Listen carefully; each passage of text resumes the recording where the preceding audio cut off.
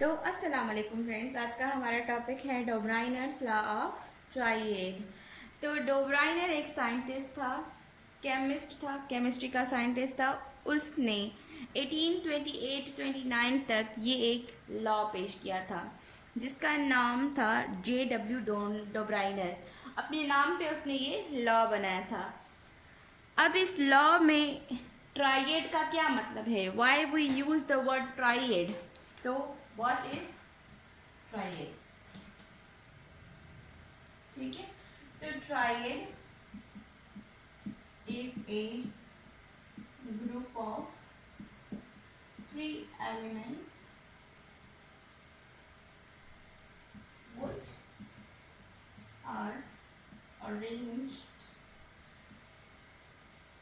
in such a way that average or mean of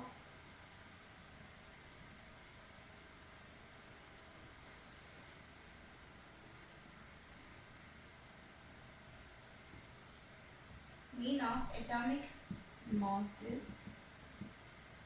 of first and last element are equal or nearly equal to the mass of middle element। ठीक है, तो triad क्या है? What is triad? Triad एक group है 3 elements का, इसीलिए इसने इस डोब्राइनर लॉ को लॉ ऑफ ट्राइएड कहा जाता है। Because triad is a group of 3 elements which are arranged in such a way that the average or mean of atomic mass of first and the last element are equal or nearly equal to the mass of middle element। अब इसने क्या किया, इसने अपने law में एक triad को मतलब हमें दिखाया कि 3 एलिमेंट्स को हमने ट्राइएड की सूरत में अरेंज किया। And this law was totally based on the atomic masses. अब इसने 3 एलिमेंट का सेट बनाया। तो what is the set of 3 elements? Lithium, sodium and potassium.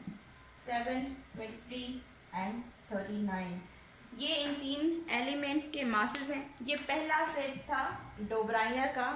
इस सेट में लिथियम, सोडियम और पोटेशियम को इसने इंट्रोड्यूस किया।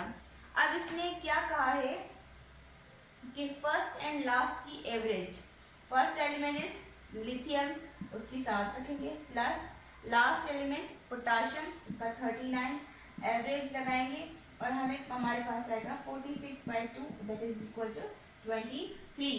And 23 is the mass of sodium. So इसका कहना ये था कि जब हम 3 एलिमेंट्स को अरेंज करेंगे ऐसे तरीके से कि उनकी फर्स्ट और लास्ट एलिमेंट का जो मीन है वो मिडिल एलिमेंट के बराबर हो। और ये लॉ रिजेक्ट क्यों हुआ?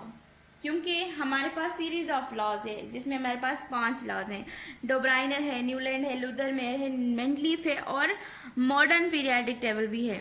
तो ये लॉ रिजेक्ट इसलिए हुआ क्योंकि जो एलिमेंट्स उस वक्त प्रेजेंट थे वो इस लॉ को ओबे नहीं कर रहे थे। मीन्स ये एक सेट है, दूसरा होगा, तीसरा होगा, लेकिन कुछ एलिमेंट्स तक तो ये वैलिड था, लेकिन उसके बाद ये valid नहीं था, because all the elements present at that time were not obeying the triad law of Dobriner, so the law was rejected, and that's the reason behind the rejection of Dobriner's law of triad.